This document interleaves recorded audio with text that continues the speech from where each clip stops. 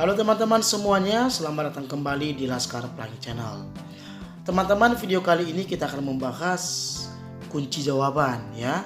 Kunci jawaban bahasa Indonesia bab 2 di bawah atap, yaitu buku kurikulum Merdeka ya. Buku kelas 4 bahasa Indonesia kurikulum Merdeka. Yang kita bahas kali ini adalah kunci jawaban dari halaman 30, kemudian halaman 34, 37, 43 dan halaman 46 soal yang terakhir ya. Oke teman-teman, langsung saja kita akan membahas mulai dari soal halaman 30 ya. Untuk menjawab soal ini atau pertanyaan-pertanyaan di soal halaman 30, terlebih dahulu kita harus membaca cerita yaitu kepala sukulen. Nah, buat teman-teman, karena ini saya baca, kalau terlalu lama teman-teman boleh di skip ya, dipercepat. Oke, kita baca. Tigor suka menyiram tanaman karena Tigor suka bermain air. Dengan semprotan air di tangannya, Tigor dapat membuat hujan. Jika Tigor memutar kepala semprotan ke kanan, Tigor bisa menyemprotkan air lebih jauh. Jika Tigor memutar kepala semprotan ke kiri, air keluar seperti hujan gerimis.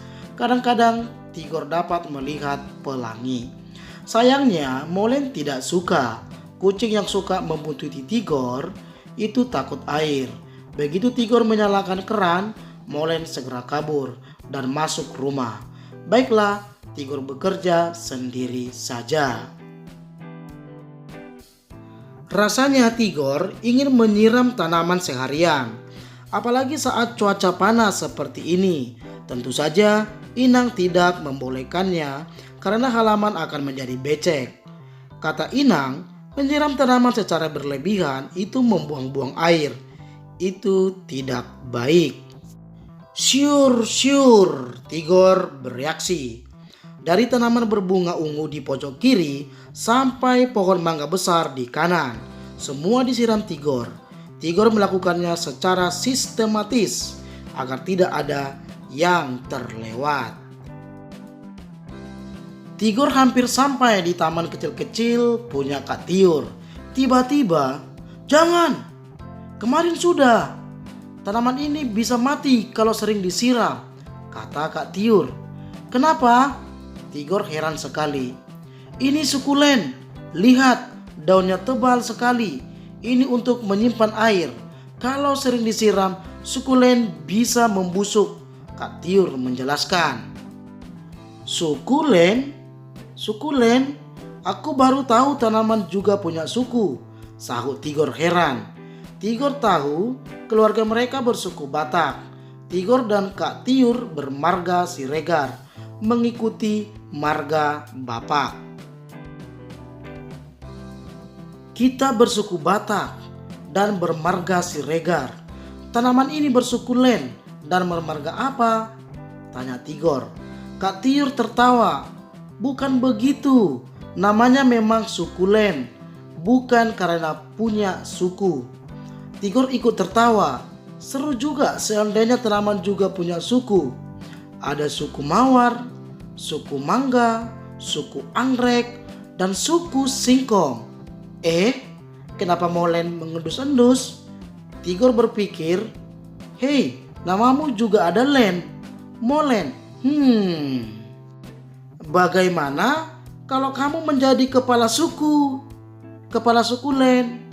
Meong, meong, jawab Molen. Oke teman-teman, demikian ceritanya ya. Sekarang kita masuk ke pertanyaan-pertanyaan yang ada di halaman 30. Jawablah pertanyaan-pertanyaan berikut. 1. Mengapa Tigor suka menyiram tanaman? Nah teman-teman, alternatif jawabannya adalah karena Tigor suka bermain air ya. Soal yang kedua, apakah yang sering dilakukan Tigor saat menyiram tanaman? Nah, alternatif jawabannya juga yaitu membuat hujan dengan semprotan air di tangannya ya. Itu yang sering dia lakukan ketika menyiram tanaman.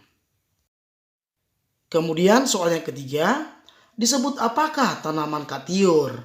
Nah, untuk alternatif jawabannya yaitu tanaman Kak Tiur disebut suku Len. Kemudian soal yang keempat, mengapa tanaman kak tiur tidak boleh sering disiram? Nah, sesuai teksnya tadi, yaitu boleh kita alternatif jawabannya. Karena tanaman sukulen daunnya tebal, bisa mati, dan membusuk kalau sering disiram. Kemudian soal yang kelima, siapakah molen? Nah, dari teksnya tentu molen adalah seekor kucing kesayangan Tigor ya. Kemudian soal yang keenam, siapakah yang tidak membolehkan Tigor menyiram tanaman secara berlebihan? Nah, alternatif jawabannya yaitu Kak Tiur ya. Kak Tiur yang tidak membolehkan Tigor menyiram tanaman secara berlebihan. Kemudian soal yang ketujuh, apakah nama suku keluarga Tigor? Nah, sesuai dengan teksnya adalah nama suku keluarga Tigor adalah suku Batak. Nah, kemudian yang kedelapan, apakah nama marga Tigor dan Kak Tiur? Nah, tentu dari teks bacaan tadi adalah nama marga Tigor dan Kak Tiur adalah marga Siregar. Jadi marga Siregar adalah marga dari suku Batak ya teman-teman. Kemudian soal yang kesembilan, mengapa Tigor mengira molen ada hubungannya dengan tanaman kak tiur? Nah, ini untuk alternatif jawabannya, karena nama molen ada kata lennya ya, seperti di teks tadi. Kamu molen, ada kata lennya, katanya begitu ya. Jadi karena nama molen ada kata len, seperti tanaman kak tiur yaitu sukulen. Jadi Tigor menganggap bahwa molen itu ada hubungannya dengan tanaman kak tiur karena nama kucingnya molen. Terdapat akhiran len di dalam namanya ya. Kemudian soal yang ke-10, jabatan apa yang disebutkan Tigor untuk molen? Nah, untuk alternatif jawabannya tentunya jabatan menjadi kepala sukulen ya teman-teman. Oke, demikian pembahasan halaman 30 ya. Kita lanjut ke halaman 34. Nah, di halaman ini kita disuruh untuk mencari arti kata berhomonim ya. Arti kata satu dan arti kata duanya. Nah, arti kata yang pertama yaitu bisa. Nah, arti satunya yaitu artinya mampu dan dapat atau memiliki kuasa melakukan sesuatu hal. Nah, arti duanya dari kata bisa ini yaitu zat racun yang dapat menyebabkan luka busuk atau mati. Kemudian bulan. Nah, arti satunya adalah benda langit yang mengitari bumi. Sedangkan arti duanya yaitu masa atau jangka waktu ya, seperti ada bulan Januari, Februari, Maret, April, Mei sampai Desember ya. Kemudian ada kata kali, arti satunya yaitu kata untuk menyatakan kekerapan tindakan. Misalnya saya pergi ke rumahnya 2 kali, saya menonton TV itu 2 kali ya. Sedangkan arti duanya yaitu kata untuk menyatakan kelipatan. Misalnya 2 kali 3, 4 kali 3, 5 kali 3 ya, dan sebagainya. Kemudian kata palu, arti satunya yaitu alat untuk memukul paku ya. Arti duanya yaitu ibu kota provinsi Sulawesi Tengah, yaitu ada namanya Kota Palu. Kemudian kata rapat. Nah, arti satunya yaitu hampir tidak berantakan atau dekat sekali ya, rapat begitu. Kemudian arti duanya yaitu pertemuan untuk membicarakan sesuatu. Artinya rapat, pertemuan, melakukan pembicaraan antara satu dengan yang lain, atau seperti kita dengar kalau di sekolah, hari ini guru rapat. Nah, itu artinya arti duanya itu rapat, mengadakan pertemuan. Sementara arti satunya tadi rapat yaitu berjarak dekat ya. Sekarang kita masuk ke halaman 37. Nah, soalnya kerjakan latihan berikut di buku tulis kalian. Nah, tuliskan 10 kata huruf pertama kata dasarnya luluh ketika diberi awalan me. Nah, apa sih artinya huruf pertama kata dasarnya luluh? Artinya huruf pertamanya hilang ketika diberi awalan me ya teman-teman. Di situ ada contohnya me plus tiup jadi meniup. Jadi T-nya itu yang luluh, yang hilang ya. Oke, yang pertama itu ada me plus sapu jadi menyapu. Me plus tabur jadi menabur. Me plus simak jadi menyimak, bukan mesimak ya. Jadi kemudian yang keempat, me plus pompa jadi memompa, bukan mepompa ya. Kemudian yang kelima, me plus suruh jadi menyuruh. Me plus tulis jadi menulis. Me plus tangkap jadi menangkap. Me plus kayu jadi mengayu. Me plus terima jadi menerima, bukan meterima ya. Kemudian yang ke-10, me plus parkir atau memarkir. Nah, buat teman-teman yang ingin bertanya, boleh tanya di dalam komentar ya. Kira-kira awalan huruf-huruf apa saja yang kata dasarnya bisa luluh ya. Kemudian kita lanjut ke soal yang ke nomor 2-nya. Tuliskan 10 kata yang huruf pertama kata dasarnya tidak luluh. Ya, ketika diberi awalan me. Contohnya melipat plus lipat jadi melipat. Jadi L-nya itu tetap tidak luluh, tidak hilang ya. Contohnya yang lainnya mengaduk jadi mengaduk. Oke, 1 sampai 10 ini ya. Jadi me plus lihat jadi melihat. Kemudian me plus cari mencari. Me plus lawan melawan. Me plus beri memberi. Me plus ambil mengambil. Me plus rusak jadi merusak. Me plus dapat jadi mendapat. Me plus larang menjadi melarang. Me plus hilang jadi menghilang. Me plus lebur jadi melebur. Jadi kata-kata 10 ini huruf pertamanya yaitu tidak luluh ya. Buat teman-teman juga yang ingin bertanya, huruf-huruf awalan kata apa saja yang huruf pertamanya tidak luluh? Boleh ditanya di dalam komentar ya.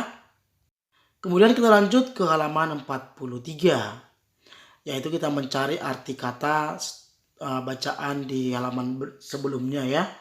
Ini ada stop kontak. Yang pertama, stop kontak artinya tempat penghubung arus listrik atau tempat steker ditusukkan atau kotak kontak ya.